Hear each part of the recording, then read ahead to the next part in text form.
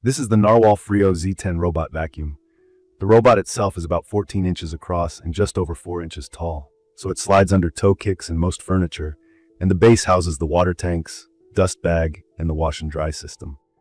From my experience, the overall build feels solid and thoughtfully designed, with parts that click into place and magnets that make the triangular mop pads easy to swap.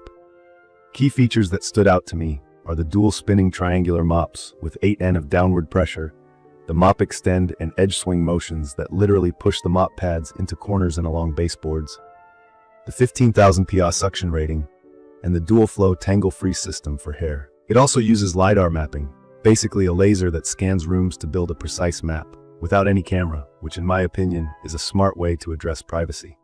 The base station washes the mops with adaptive hot water, dries them with hot air, vacuums the robot's dust into a 2.5-liter bag that can last up to around 120 days, and even cleans its own tray. Voice control worked for me with Alexa and Google, and the app supports no-go zones, room-level cleaning, and scheduling. It only connects on 2.4 GHz Wi-Fi, so keep that in mind if your router defaults to 5 GHz. Setup was quick. Mapping my main floor took under 10 minutes, and the first map was impressively accurate. It labeled rooms correctly and spotted my area rugs. Editing the map to split an open space took a few extra taps compared to other brands I've used, but once I got it set, it stuck.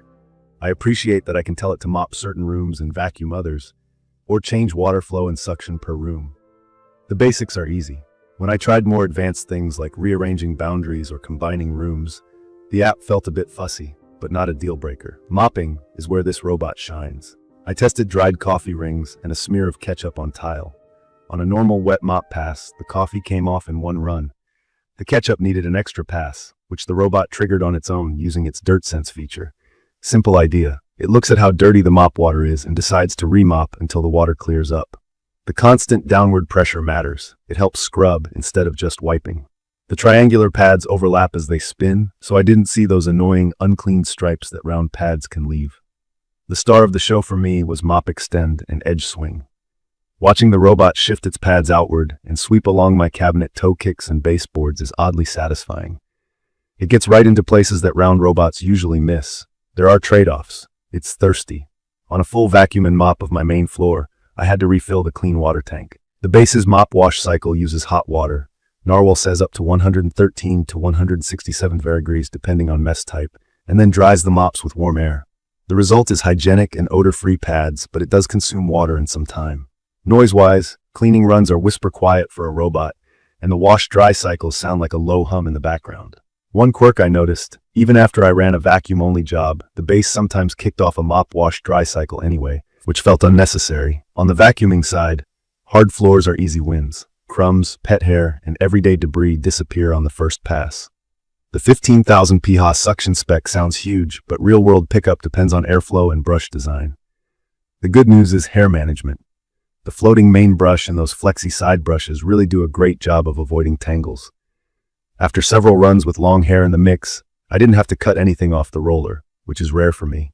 On low-pile carpet, it's fine for upkeep, but I had to send it for a second pass to fully clear fine powder like flour.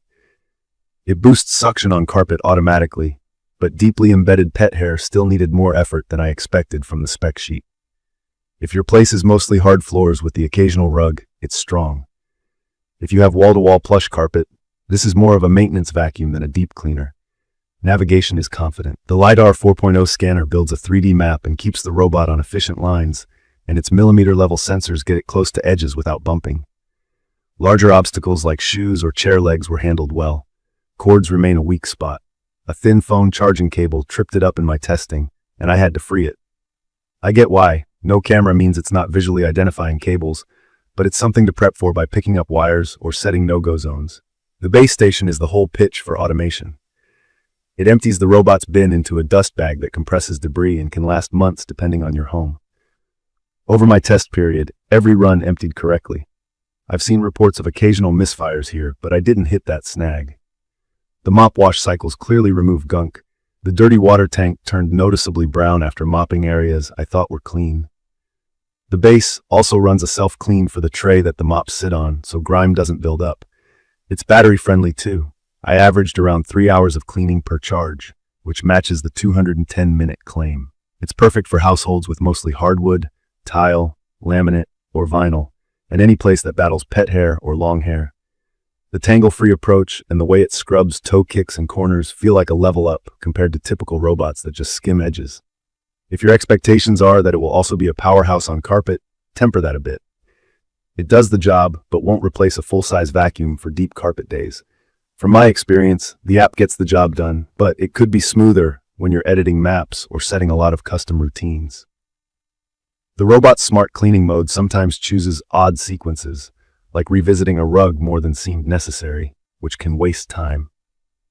Firmware updates could tighten this up, and I hope NARWAL keeps iterating because the hardware is already excellent. I'd recommend this for people who want a set-and-forget mop that truly scrubs, who value privacy from a camera-free design, and who are okay with refilling water more often in exchange for cleaner floors. If you have kids, pets, and a lot of hard flooring, the Freo Z10 feels like a reliable daily helper.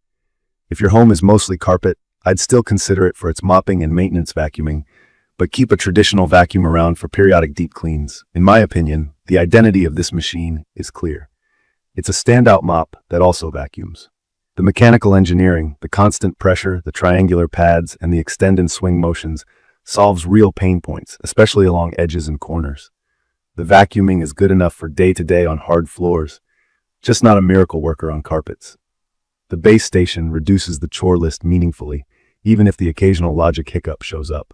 In conclusion, the NARWAL Freo Z10 is a smart pick if mopping performance is your top priority and you want low-maintenance ownership with strong hair handling. It's not perfect, but it's dependable, thoughtful hardware backed by software that's already usable, and with updates, could get even better. If that balance fits your home, it's an easy tool to appreciate. If this video helped, subscribe to the channel and leave a comment with your questions or your own experience with the Freo Z10. Thank you for watching.